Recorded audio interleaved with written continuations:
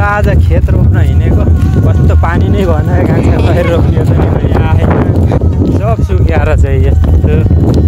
टाट पल्ट खाजा लिएर आएको अब पानी सानी छैन खेत यस्तो बस्ने यस्तो जग्गा नि रहन्छ त नि आइबासो छ यार असारा मासा जहाँ चाहिँ एउटै हालत छ यहाँ पनि पानी नआएर बेहाल छ केही छैन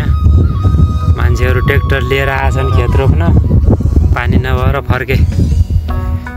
यतै लिएर आऊ गाँठे गाली त गर्दैनन् के रोपेको हो कि होइन कुन्नी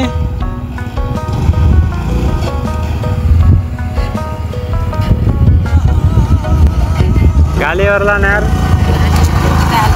राख